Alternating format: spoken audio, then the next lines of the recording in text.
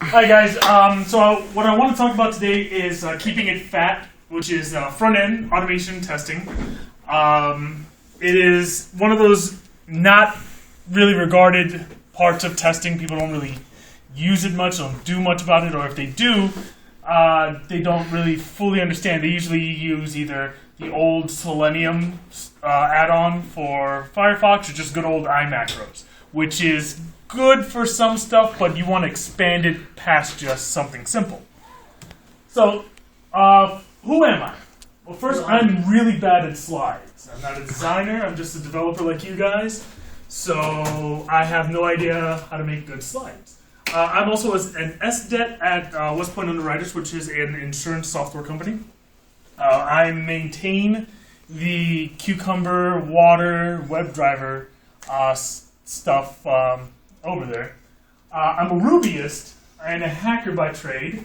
I like breaking software and making sure that if it's broken, the developer knows how it broke so they can fix it.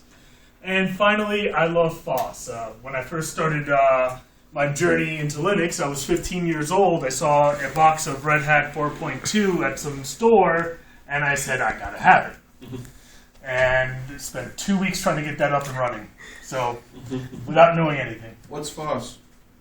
Free open source software, which, as we all know, means that we are able to look at the source code and own it as if we need to for whatever we needed to do. We're the masters of our computers, as opposed to people who are like, just don't care and want things to run, yet they don't know what's really happening in the background.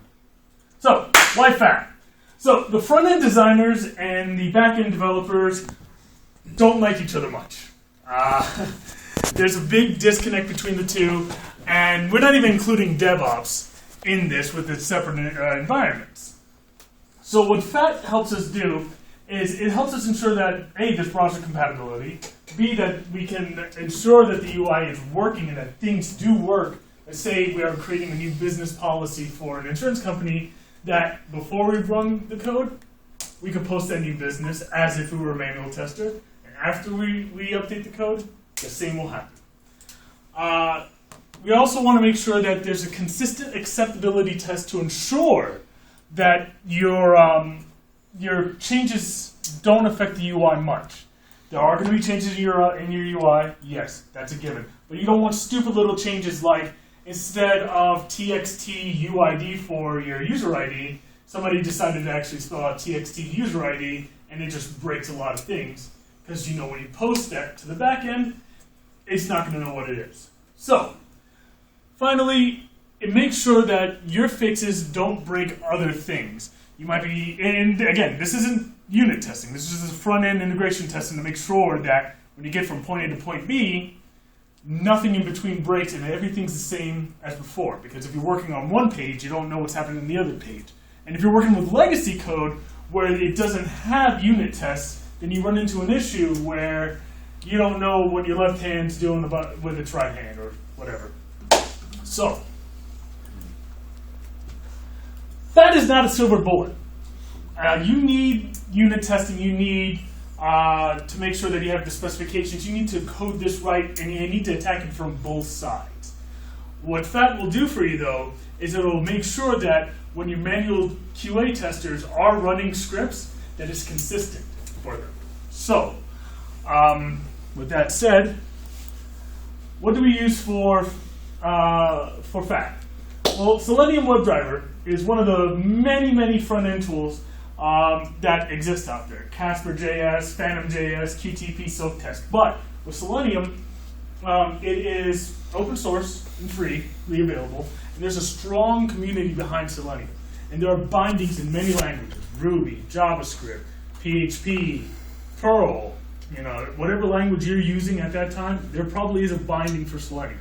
So you don't have to change your whole project over to a vendor lock-in language, like with QTP or SoapTest. You can actually use a real programming language to run these tests. Now, I gave you the links here for the support site and Selenium source code, if you want to give it a look-see. And these slides will be available on my blog, which apparently I have one now. So I really suggest that you look at the Selenium WebDriver first.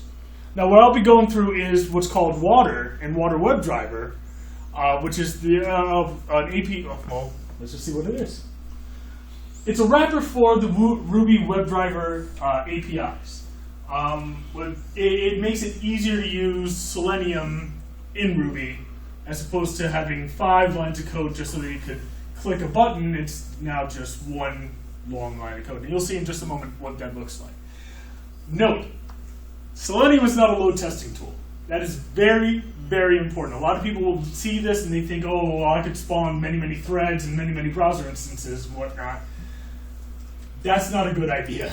Use a good load testing tool like JMeter if you're going to do that. And now, with Water, there's actually 2 ways of driving your web automation testing. The Selenium WebDriver, which I've already mentioned, and the second is actually the classic version, which runs through the Win32 Olay drivers. It pretty much runs the IE browser only through its common object model.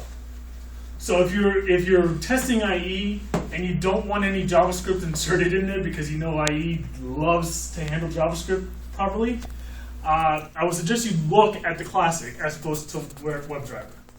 And there's also speed issues when it comes to IE testing. But the nice thing about Water is it is actually a meta gem which contains both the classic and the WebDriver, so you can call it on the spot, whichever one you want. So my suggestion is, unless you're doing IE testing, stick with the WebDriver. There used to be a WebDriver for Firefox that's no longer supported. I mean a classic version for Firefox that's no longer supported. And WebDriver in general is just a little bit better, a little cleaner. And the best part about it is that you can take care of your Chrome testing, your Firefox testing, your headless testing. I mean, if it's got a browser, it has a driver. So. And there's also third-party Perl drivers, if you guys are interested in that, for this. Now, these slides came from Perl Oasis, so there might be some mentions of Perl like this one right here. So, a code example. Let us look at what this does. So, I'm going to pull up my handy-dandy Sublime Text and my terminal.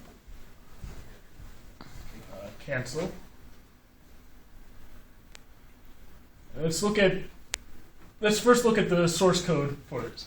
Now I'm coupling Cucumber and Gherkin with Water because one of the things that I've found out in my years of doing this is manual QA people, they know the business process. They understand how to get from point A to point B in your site. They know everything about your site, but they're not programmers. So how do we get them to be more comfortable with writing these automation scripts yet still utilize something as powerful as Selenium? Well, in comes Cucumber.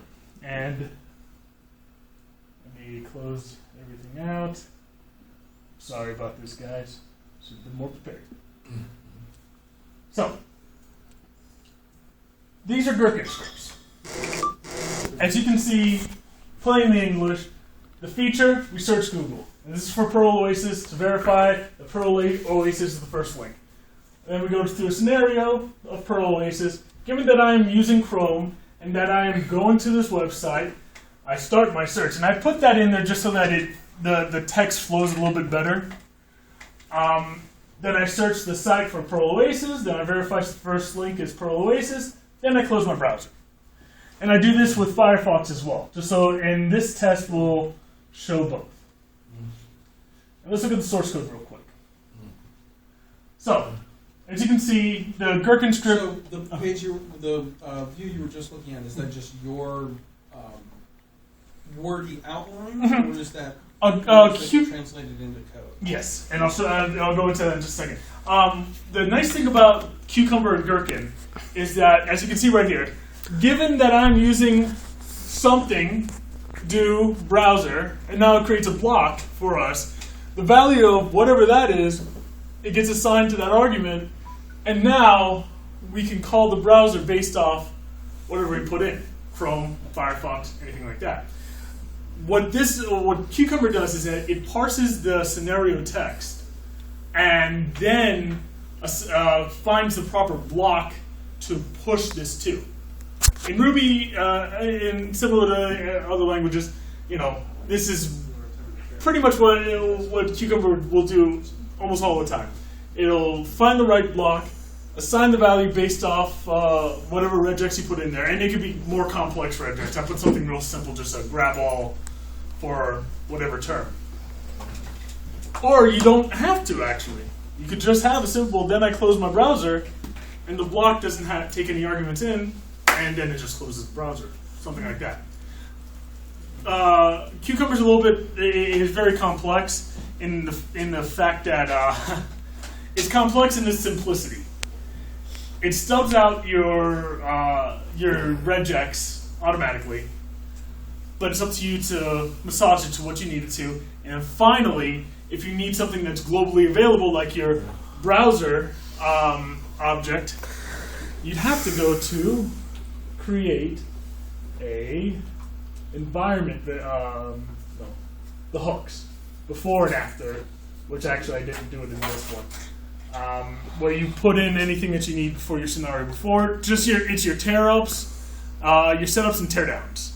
So, just like any other unit testing language out there, but it's a little weird. And there's also a world option where you can create specific methods in Cucumber, or for Cucumber to work with.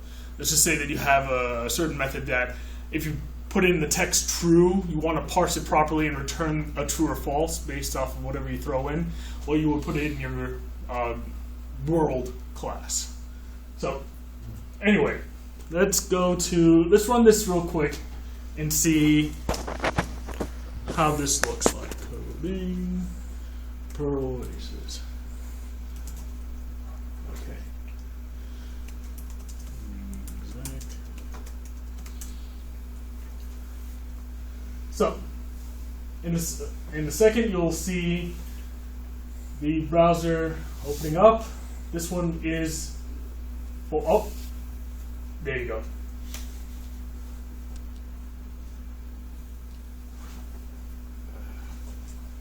And it goes pretty fast for its verifications.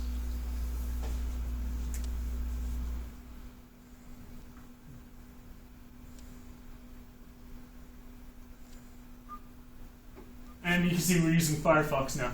It creates its own instance, its own profile for Firefox. You could create custom profiles for Firefox if you want to. But with Chrome, I'm not familiar with how to do custom profiles with Chrome, but it still runs it regularly, I guess. So, what does this tell us? Well, it tells us that the two scenarios passed. It went through 10 steps altogether, and it took us 42 seconds, 35, and 305 milliseconds to get to where we're going to. And as you can see, it's the actual script written out for us with what we're, the values that we're parsing through. So, a better way of doing this, though, is let's just do something live. What do you guys want me to do? Is there a site that you guys want me to go to, look through, anything in that particular? Yeah, I see a lot of enthusiastic people. Suncoatlug.org? Okay. 4chan. Okay. 4chan. Okay, sure. 4chan. Water classic. Oh, no. What about one of those fake FBI sites that won't let you leave without paying $300? Ah, jeez. So again, we're using Ruby, but with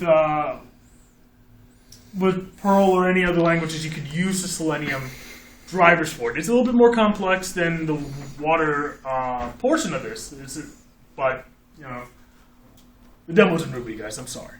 Deal with it. So we want to go to what? Suncoat LUG. Yeah, .org. So let's create the browser equals water browser.new Firefox. We throw in the symbol for Firefox so that it knows what we're going to use. And let's put this to the side while we work.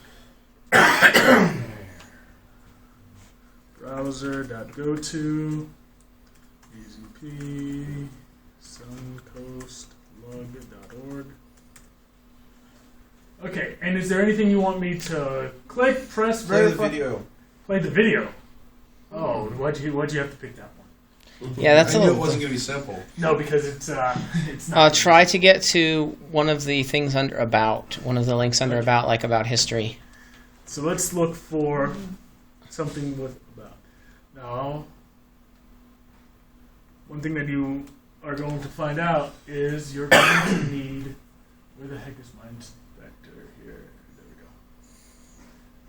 You're going to need to find out what the heck you're clicking.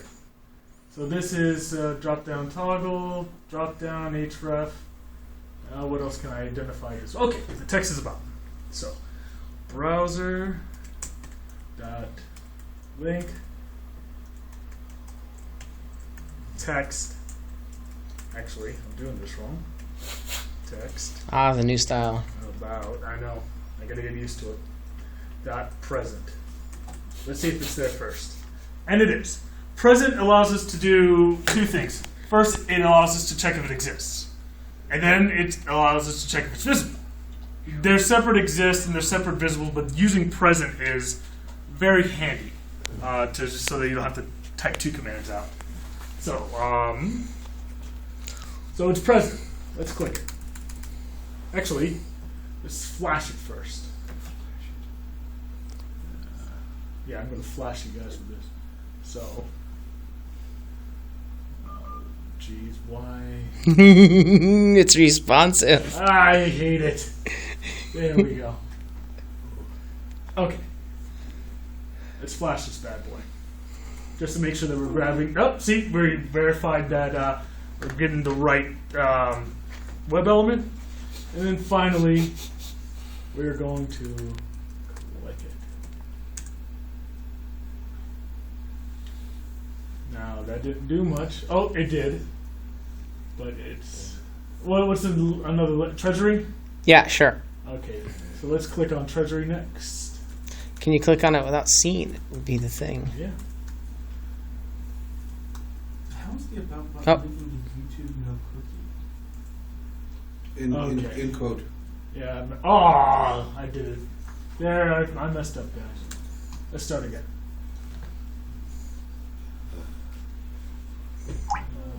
Right. Go there. Click the about, and now we're clicking Treasury.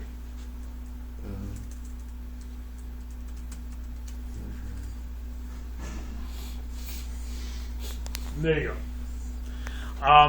What this little demo is, it's just so you know that you don't have to use Cucumber. You can use whatever you want, straight programming scripts, loop through whatever you need to. And hell, let's look at all the available browser.links.each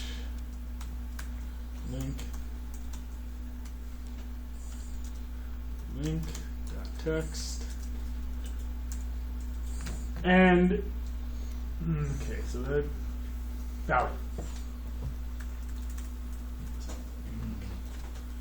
value. Why is it not giving me the right names? Is it .href maybe or? No, why not? It's giving me objects back though. Text. Nope. Well, even though I wasn't successfully able to get all the text, what you can see is that it grabs all the available links within the web page. So you can loop through them and click on them if you want to verify that they exist. If you have a list of already known links that you want to verify that are still there, that's one way you can go through it. So, Would you put parentheses after href instead of .text? What about inspect? like that. Does each actually return? Is each actually a map? I thought it was just used for its side effects. No, each is how we loop through the enumeration of. Yeah, but I didn't know its return value was used. Yeah, it is. Okay, so it's like map then. Yeah, it's not. Do you want to try 2S 2S isn't really gonna. or inspect? This. Try inspect on it. Yeah, you're right. Still, that's weird. All right, change. Why don't you change that until nil, just so we can see that it's just so it's returning nothing. Then we can see that it should be a list of nothing. No, not nil. Just the entire thing. So it's just so that nothing is going on inside the each. No, not puts. Just nil. No. Yeah, whatever that each is doing, despite the way other eaches might work, that each is not returning the value of your last expression. That's weird. Yeah. How about this? Is there a map? I can do that. I'll do something a little different though. There's.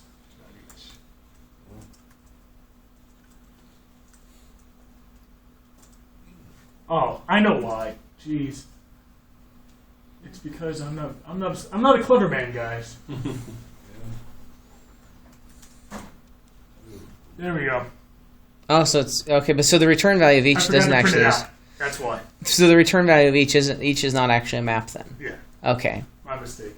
So it prints it out. My mistake on that. No worries. But it loops through and gives you the objects of every link available.